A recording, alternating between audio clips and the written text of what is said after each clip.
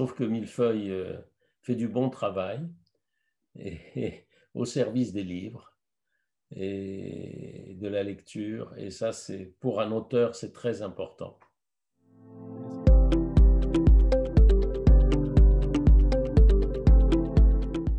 Alors, Robert Solé, déjà, bonjour. Bonjour. Merci de participer à cette interview pour le Millefeuille de Bièvre. Vous êtes donc écrivain et journaliste, vous êtes originaire d'Égypte, pays que vous allez quitter à 18 ans, si je ne m'abuse, pour la France. Pourquoi déjà avoir fait ce choix? Ah oui, c'est une bonne question, en effet. Je suis arrivé en France à l'âge de 18 ans pour faire des études, mais avec l'intention quand même de m'y installer, parce que la France est un pays, je suis de culture française, et la culture française m'a toujours énormément, enfin, j'ai toujours baigné là-dedans, tout en étant en Égypte et tout en n'étant pas français. Voilà, j'ai fait ce choix. Vous dites que vous avez été baigné dans votre enfance par la culture française. Ça se traduisait comment? Mais ça se traduisait déjà à l'école, puisque je suis allé dans des établissements français, en tout cas qui avaient été créés par des Français, que ce soit le lycée ou le collège des Jésuites ensuite. Et puis parce que dans ma famille est une famille francophone, orientale, une famille levantine, de lointaine origine syro-libanaise, mais installée en Égypte depuis des générations et devenue égyptienne. Mais une famille dont la langue principale était le français. Très bien. Et donc, cette passion pour le journalisme qui va vous mener sur les bancs de l'ESJ Lille, l'École supérieure de journalisme de Lille, est-ce que déjà vous vous sentiez comme prédestiné à devenir journaliste? Vous aviez cette flamme en vous, cette envie de devenir journaliste? Non, je ne dirais pas ça. J'avais surtout envie d'écrire et le journalisme était ce qui me semblait être le plus proche de cette envie. Ce n'est qu'à l'école de journalisme de Lille que j'ai découvert vraiment le sens, le métier de journaliste, le plaisir de la curiosité, le plaisir d'informer. Et c'est venu donc ensuite. Mais il y a aussi cette passion de l'écriture, vous nous en parliez. D'ailleurs, elle est venue comment, cette passion de l'écriture? Alors, la passion de l'écriture est venue très jeune, je pense. Très jeune, comme beaucoup d'autres, j'ai dû faire un petit journal à la maison déjà, tout petit. Non, elle est venue par la lecture, en fait. C'est la lecture qui m'a donné l'envie de l'écriture. C'est la lecture, et quand je dis la lecture, c'est vraiment les premières lectures qui sont aussi bien Tintin que la Comtesse de Ségur, dans mon cas, dans ma génération en tout cas, et tout ce qui a suivi ensuite. J'ai beaucoup lu enfant et ça m'a donné envie de raconter des histoires. Et je vivais dans un milieu où on aimait bien raconter des histoires, même si elles étaient plus ou moins exactes, des histoires embellies. On embellissait, on avait tendance à embellir le passé. Et j'ai baigné là-dedans. Et je pense que ça m'a beaucoup marqué. Justement, vous dites que vous avez baigné là-dedans. Vous m'avez parlé de Tintin, entre autres, par exemple. Est-ce qu'il y a d'autres œuvres comme ça qui vous ont marqué et des œuvres qui vous ont fait vous dire que ouais, c'est quelque chose que vous pourriez envisager? Oui, mais ensuite, ça a été, par exemple, Jules Verne, ça a été, mais ça peut être, je ne sais plus, enfin, il y a eu beaucoup de lectures. C'était le plaisir de raconter des histoires. Et finalement, c'est ce que je fais finalement dans tous mes métiers, parce qu'en fait, j'ai au fond trois casquettes, si vous voulez. J'ai écrit des romans, j'ai écrit 7 romans, j'ai fait beaucoup de journalisme et je continue. Même après avoir quitté le monde. Et puis, j'ai publié un certain nombre d'ouvrages d'histoire sur l'Égypte essentiellement.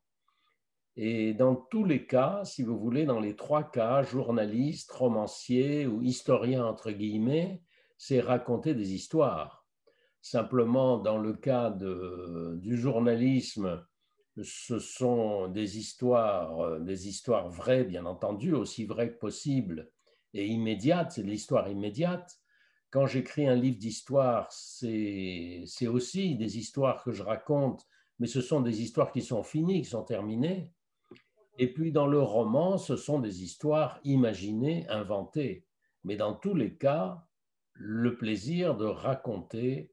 Tout démarre en 1967, c'est là que vous rentrez finalement dans le monde réellement du journalisme à Nord-Éclair. Et 8 ans plus tard, vous écrivez votre premier ouvrage, Les Nouveaux Chrétiens.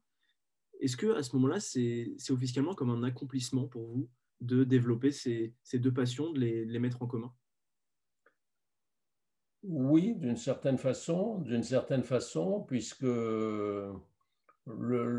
l'écriture de livres est un peu un prolongement du journalisme. Il y a dans le journalisme quelque chose de très excitant qui est l'immédiateté. On écrit vite, on écrit un article souvent en quelques heures. Et puis en même temps une frustration de n'être pas allé assez loin finalement. Écrire un livre, d'abord c'est très personnel un livre.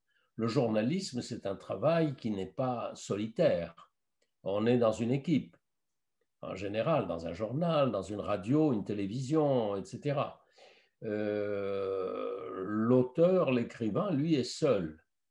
Il est seul, donc entièrement libre de faire ce qu'il veut, mais en même temps, il est seul. Et puis, il a du temps et il peut faire une œuvre d'une certaine façon. Un livre, c'est une chose qui est personnelle et qui est tangible et qui donne des satisfactions parce qu'on est allé au bout d'une enquête ou au bout d'un roman, au bout d'une histoire. Donc finalement, dans un sens, d'avoir ce métier de journaliste, ce métier d'écrivain à côté, ça vous permet d'assembler tout ça et de faire un peu de tout et de vous contenter, c'est ça? C'est-à-dire, je dirais que chacun de ces trois métiers a servi les autres. Le fait d'avoir fait beaucoup de journalisme m'a appris à enquêter, par exemple. À enquêter et puis souvent à écrire rapidement, et c'est parfois utile. Le fait de travailler sur des livres d'histoire m'a appris à me documenter en bibliothèque, dans des archives, etc. Le fait d'écrire des romans m'a appris aussi à m'intéresser aux émotions, aux odeurs, aux bruits, aux couleurs. Et tout ça, finalement, se reflètera ensuite dans mes autres activités.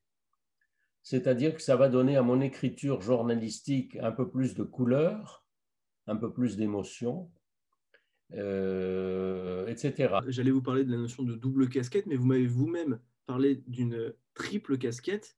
Comment vous arrivez à ce moment-là à gérer cette triple casquette? Est-ce que d'ailleurs vous aviez peut-être une préférence entre les trois? Parce que c'est possible aussi.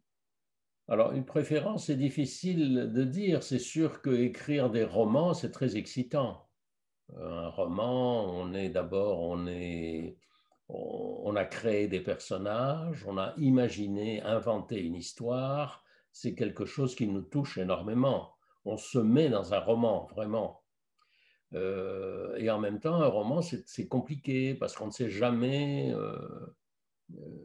on ne connaît pas la qualité de ce qu'on fait. On s'interroge, est-ce que je fais bien? Est-ce que ce sera lu? Est-ce que ce sera publié même?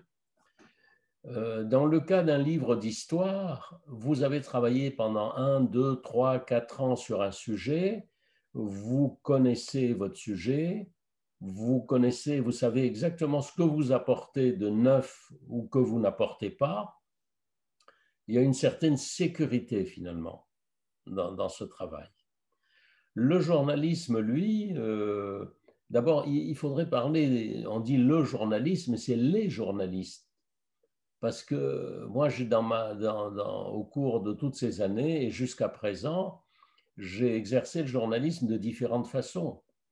J'ai été spécialisé dans un secteur, j'ai été correspondant du Monde à Rome, puis à Washington, j'ai été chef de service, j'ai été rédacteur en chef, j'ai été billettiste, J'ai dirigé le monde des livres, j'ai fait de la critique littéraire. Vous voyez, le journalisme, c'est très varié. Aujourd'hui encore, je collabore, je publie un billet hebdomadaire dans l'hebdo Le 1. Le billet, c'est une chronique. À côté de ça, je peux donner un article pour une revue.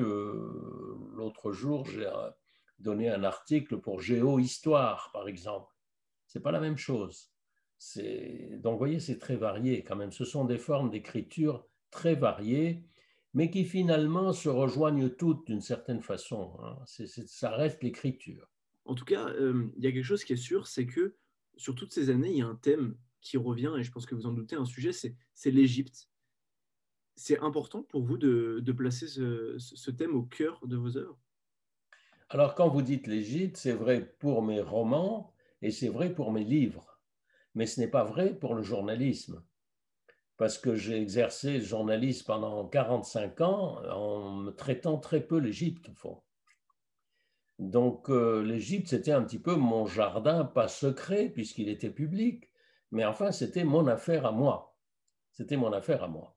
Alors, pourquoi l'Égypte? Parce que j'ai quitté l'Égypte, je suis arrivé en France à 18 ans, après un petit détour par le Liban, j'ai quitté l'Égypte à 17 ans. Et j'ai vécu donc les 17 premières années de ma vie en Égypte. Et puis, si je suis parti aussi, c'est parce qu'il y avait un mouvement d'exil aussi de pas mal de gens à ce moment-là qui quittaient aussi l'Égypte. Et puis, en quittant l'Égypte, j'ai tourné la page finalement. La France m'attirait, me passionnait.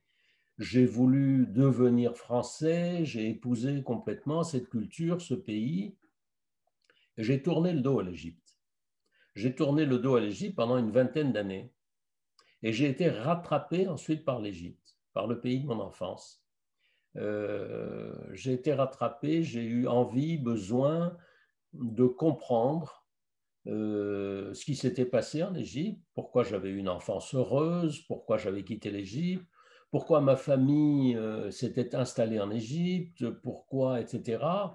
Et tout ça a donné lieu à mon premier roman qui s'appelait Le Tarbouche, qui a été publié en 1992.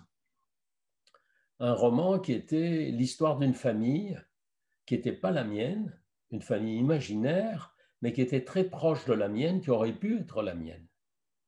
Et le succès de ce premier roman m'a incité à continuer, à en écrire d'autres, et ensuite à me plonger davantage encore dans l'Égypte, parce que pour ce premier roman, j'avais dû enquêter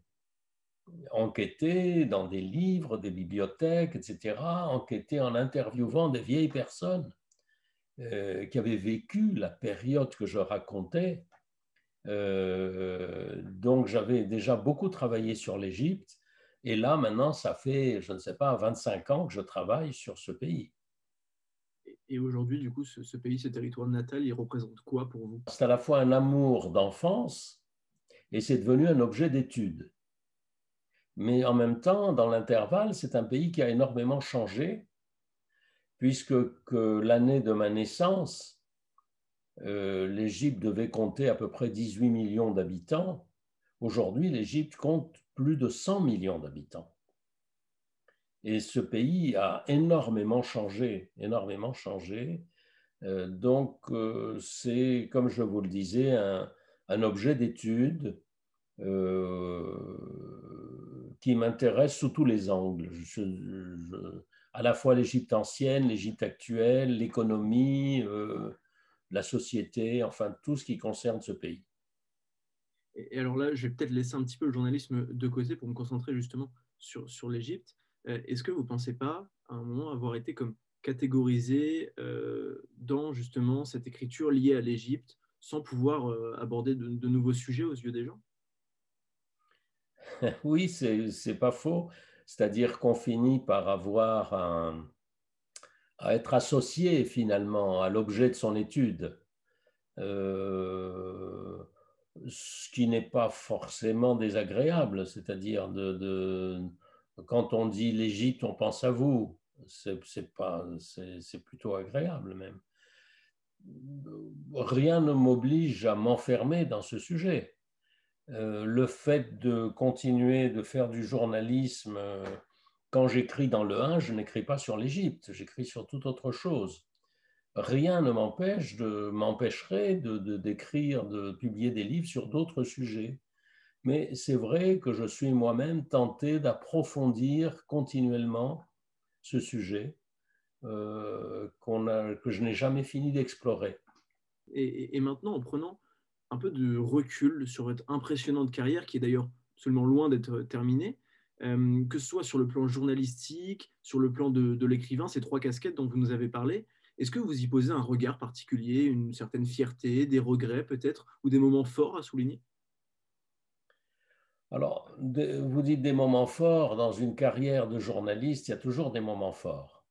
Dans mon cas, personnellement, je dirais que parmi les moments forts que j'ai connus, ça a été quand j'étais correspondant du Monde à Rome, en Italie. Il y a eu deux événements. Un dont tout le monde a parlé pendant des semaines, c'était l'enlèvement et l'assassinat d'Aldo Moro, qui était un des principaux personnages de la politique italienne. Donc là, c'est un événement que j'ai suivi pendant 8 semaines et j'ai publié à la suite de cette affaire un livre d'actualité aux éditions du Seuil dans la collection L'Histoire immédiate. Ça a été un événement très marquant.